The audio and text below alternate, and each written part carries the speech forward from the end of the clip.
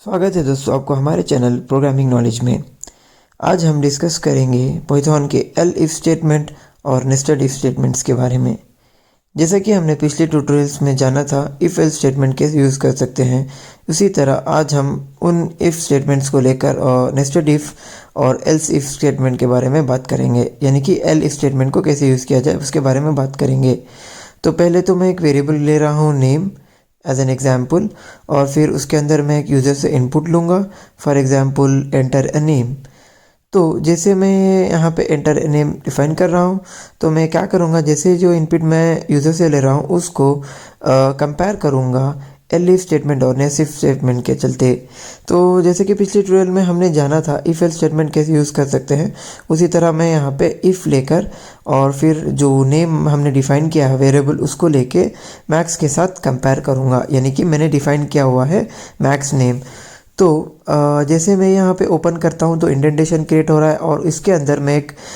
Statement define करूँगा जो कि एग्जीक्यूट होगा, यानी कि नेम एंटर्ड इस प्रिंट के अंदर जो मैं डिफाइन कर रहा हूँ नेम जो है यहाँ पे प्रिंट होगा। तो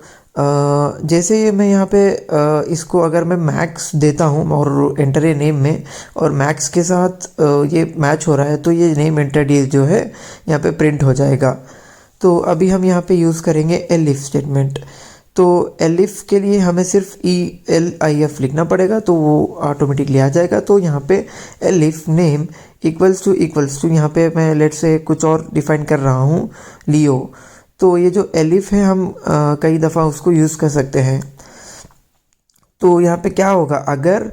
जैसे कि मैं बता रहा हूँ इसको हम कई दफ़ा भी एल इफ यूज़ कर सकते हैं इफ़ के अंदर। तो यहाँ पे मैं कुछ और नेम प्रोवाइड कर रहा हूँ क्योंकि एक नेम तो मैं रख नहीं सकता, तो यहाँ पे मैं रॉय देता हूँ और लास्ट वाला मैं दे रहा हूँ एक और नेम, यानी कि ELI। तो यहाँ पे अभी क्या होगा, अगर नेम मैक्स हुआ तो मैक्स प्रिंट होगा, और अगर नेम लियो होगा तो लियो प्रिंट होगा उसके अंदर का स्टेटमेंट, और रॉय होगा तो रॉय प्रिंट होगा, और एली होगा तो जो है एली करके प्रिंट होगा। तो ये था L if statement if statement के अंदर। तो मैं जैसा कि मैं बता रहा था एक और चीज़ हम यहाँ पे यूज़ कर सकते हैं जो कि होगा एल स्टेटमेंट, यानी कि अगर एल इफ नहीं हो रहा है तो लास्ट में इफ़ के अंदर ही else if statement else use कर सकते हैं, यानी कि तो यहाँ पे मैं एक और स्टेटमेंट डिफाइन कर रहा हूँ, यानी कि अगर कोई भी नेम इसके अंदर मैक्स, लियो, रॉय, एली नहीं आया तो नेम एंटर्ड इज इनवैलिड करके यहाँ पे प्रिंट हो जाएगा। चलिए इसको रन करते हैं। तो जैसा कि मैं बता रहा था यहाँ पे एक एंटर द नेम इनपुट पूछ रहा है, तो चलिए मैं यहाँ पे मैक्स दे रहा हूँ और उसको मैं एंटर कर रहा हूँ। तो आप जैसा कि देख सकते हैं मैंने यहाँ पे मैक्स दिया तो नेम एंटर्ड इज मैक्स जो कि पहला स्टेटमेंट जो है यहाँ पे प्रिंट हो गया, क्योंकि मैक्स जो है मैच कर रहा है इफ स्टेटमेंट के चलते। तो अगर मैं यहाँ पे इसको यहाँ पे मैं लियो दे रहा हूँ, एली दे रहा हूँ, तो आप देख सकते हैं यहाँ पे नेम एंटर्ड इज एली जो है लास्ट स्टेटमेंट जो है वहाँ पे प्रिंट हो रहा है, क्योंकि जो नेम हमने दिया था एली दिया था और वो यहाँ पे मैच हो रहा है। और लेट से मैं इन चारों में से कोई भी नाम नहीं दे रहा हूँ, तो आप देख सकते हैं यहाँ पे नेम एंटर्ड इज इनवैलिड जो है यहाँ पे प्रिंट हो जाएगा, जो कि एल स्टेटमेंट के अंदर था। तो जैसे कि मैं बता रहा था अगर मैं मैक्स दूंगा तो पहले वाला स्टेटमेंट प्रिंट होगा। अगर जो एलिफ जो हमने अभी बताया था लियो में एलिफ लेकर हमने किया था, तो लियो दिखाने से लियो प्रिंट होगा और मैक्स के चलते मैक्स प्रिंट होगा। और अगर वैसे ही मैं एलिफ और इफ़ में दोनों को सेम नेम दे रहा हूँ और इसको यहाँ पे मैं रन कर रहा हूँ और यहाँ पे मैं मैक्स इनपुट दे रहा हूँ, तो जैसे कि आप देख सकते हैं जो पहले वाला स्टेटमेंट है सिर्फ वही प्रिंट होगा, क्योंकि इफ़ स्टेटमेंट जो है वो पहला एग्जीक्यूट हो रहा है, तो यहाँ पे सिर्फ एक ही प्रिंट होगा, एलिफ नेम मैक्स जो है यहाँ पे प्रिंट नहीं होगा। तो ये था, अगर हम दो भी दे रहे हैं तो जो पहले वाला है वही प्रिंट होगा, यानी कि इफ़ स्टेटमेंट के अंदर जो भी होता है वही प्रिंट होगा। और जैसे कि मैं बता रहा हूँ इफ़ के बिना हम एलिफ नहीं यूज़ कर सकते, पहले हमें इफ़ यूज़ करना पड़ेगा तभी हम एलिफ ही यूज़ कर सकते हैं। इफ़ के बिना एलिफ ही वर्क नहीं करेगा, क्योंकि पहले इफ़ होना चाहिए, उसके बाद जो एलिफ स्टेटमेंट है वही हम इसको यूज़ कर सकते हैं। और मल्टीपल इफ स्टेटमेंट भी यहाँ पे पॉसिबल है, यानी कि एक से ज़्यादा एक और इफ़ हम यहाँ पे यूज़ कर सकते हैं। तो उससे क्या होगा, एक इफ़ हो जाएगा और दूसरा इफ़ भी क्रिएट हो जाएगा। तो जैसे कि मैं प्रोग्राम रन कर रहा हूँ और यहाँ पे मैक्स डिफाइन कर रहा हूँ, तो आप देख सकते हैं दोनों इफ स्टेटमेंट में जो हमने मैक्स डिफाइन किया हुआ है वो प्रिंट हो गया है। और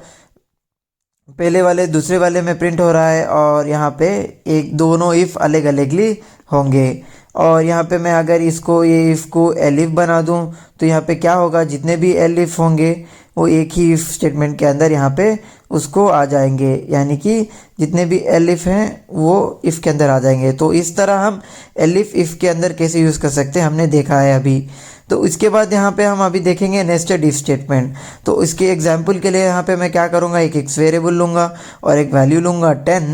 और उसके बाद मैं क्या करूँगा, इसको यहाँ पे ओपन करूँगा, इफ स्टेटमेंट लूँगा और जो वैल्यू मैंने डिफाइन किया हुआ है उसको चेक करवाऊँगा एक ऑपरेटर के साथ, यानी कि लेस देन 0 लूँगा और यहाँ पे एक प्रिंट स्टेटमेंट यूज़ करूँगा और डिफाइन करूँगा x is a negative value. उसके बाद मैं एल स्टेटमेंट लूँगा और उसके बाद इसको ओपन करूँगा और यहाँ पे एक स्टेटमेंट प्रिंट करूँगा x इज़ पॉजिटिव। और उसके बाद में हम देखेंगे यहाँ पे एग्जाम्पल नेस्टेड इफ़, यानी कि कोई भी अगर दूसरा इफ़ स्टेटमेंट एल स्टेटमेंट या इफ़ स्टेटमेंट के अंदर ले उसको हम नेस्टेड इफ़ कहते हैं। तो यहाँ पे अगर मैं एग्जाम्पल के लिए क्या करूँगा, यहाँ पे एक इफ़ स्टेटमेंट ले रहा हूँ और यहाँ पे एक और कंडीशन डिफाइन कर रहा हूँ, यानी कि let's say x mod 2 equals to 0 और इसको कंडीशन में ओपन कर दूँगा कोलन यूज़ करके। और इसको मैं जैसे यहाँ पे ओपन करूँगा यहाँ पे एक प्रिंट स्टेटमेंट लूँगा और इसके अंदर डिफाइन करूँगा x इज़ इवन वैल्यू। और उसके बाद क्या करूँगा, अगर x mod 2 not equal to 0 हुआ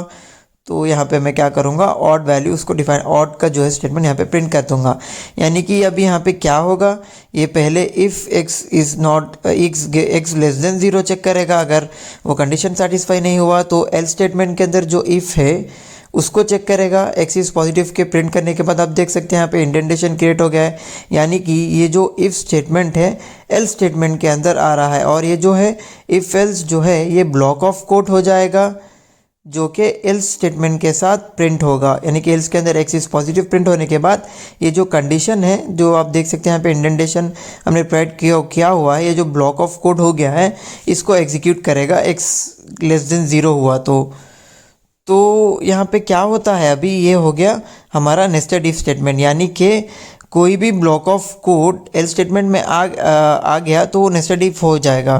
तो अब यहाँ पे लेट से मैं यहाँ पे इसको चेंज कर रहा हूँ, x इज़ ग्रेटर देन और इक्वल टू 0 हो गया तो यहाँ पे मैं इसको पॉजिटिव बना दूंगा और इसको नेगेटिव रिमूव कर रहा हूँ, यहाँ पे नेगेटिव दे रहा हूँ और ये जो इफ़ एल स्टेटमेंट है उसको कट करके यहाँ पे मैं इफ़ के अंदर डालूंगा तो ये एग्जीक्यूट हो जाएगा क्योंकि ये नेस्टेड इफ हो गया। तो हम एल्स के साथ भी यूज़ कर सकते हैं, इफ़ के साथ भी यूज़ कर सकते हैं। तो जैसे मैं यहाँ पे रन कर रहा हूँ तो आप देख सकते हैं पहले पॉजिटिव प्रिंट हो रहा है, यानी कि x इक्वल्स टू 10 है, 10 ग्रेटर देन और इक्वल टू 0 हो गया तो यहाँ पे x इज़ पॉजिटिव जो है प्रिंट हो गया। और उसके बाद क्या हुआ, x इज़ इवन आ रहा है क्योंकि x mod 2 तो 0 हो गया तो इसलिए x इज़ इवन जो है यहाँ पे प्रिंट हो जाएगा। तो इस तरह इफ़ स्टेटमेंट जो है यहाँ पे इफ़ एल स्टेटमेंट एक ही इफ़ के अंदर आ रहा है तो ये जो है नेस्टेड इफ़ में आ जाएगा क्योंकि 10 वैल्यू पहले वाला चेक हुआ है, फिर उसके बाद x mod 2 चेक हुआ था और इवन जो है यहाँ पे प्रिंट हुआ था। तो ये था हमारा नेस्टेड इफ स्टेटमेंट एल्स के अंदर और इफ़ के अंदर हमने देखा था यहाँ पे प्रिंट हो गया है। तो इस तरह से हमने आज सीखा है एल इफ स्टेटमेंट और नेस्टेड इफ स्टेटमेंट। उम्मीद करता हूँ आपको ये वीडियो पसंद आया होगा और मिलते हैं अगले ट्यूटोरियल्स में और भी एक्साइटिंग स्टफ के साथ। धन्यवाद।